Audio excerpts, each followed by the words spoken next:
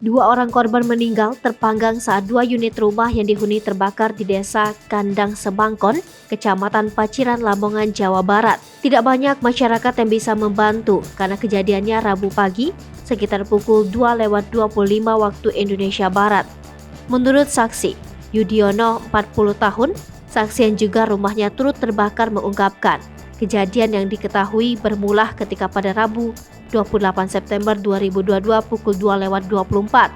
Saat itu ia sedang mandi hendak persiapan sholat malam. Saat sedang mandi itulah ia melihat ada api disertai asap yang keluar dari atap belakang rumahnya.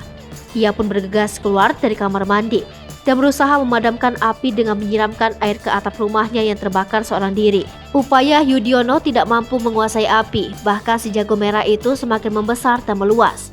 Bahkan akhirnya rumah Yudiono ambruk akibat besarnya kobaran api. Sadar akan bahaya api yang mengancam keluarganya, saksi korban Yudiono membangunkan anaknya Alvin Alisa Putra keluar rumah untuk menyelamatkan diri.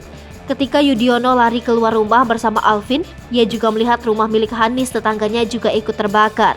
Mendapati rumah Hanis ikut dilalap api, seketika itu Yudiono beranjak membangunkan Hanis dan anaknya Naja Oktavia. Namun, upaya saksi tidak ada respon sama sekali dari Hanis dan Naja. Keduanya diperkirakan tertidur lelap saat api sedang mengepung rumah korban.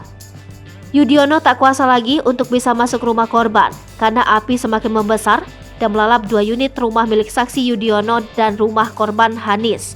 Api semakin membesar dan baru bisa dijinakkan setelah warga berupaya menggunakan alat seadanya memadamkan api tersebut di RT 1 RW 3. Begitu api berhasil dipadamkan, warga mulai mencari tahu keberadaan Hanis dan anaknya Naja. Warga pun terhenyak kaget karena korban Hanis dan anaknya Najwa yang tidur berdampingan sudah meninggal karena terbakar. Kasih Humas Polres Lamongan Ibda Anton Krisbiantoro mengatakan pihaknya belum bisa memastikan dari apa penyebab api itu muncul. Pasalnya insiden kebakaran yang menelan dua orang korban jiwa itu masih dalam proses penyelidikan oleh Inavis. Anton belum bisa menjelaskan penyebab kebakaran. Pihaknya masih menunggu hasil olah TKP dari Inavis.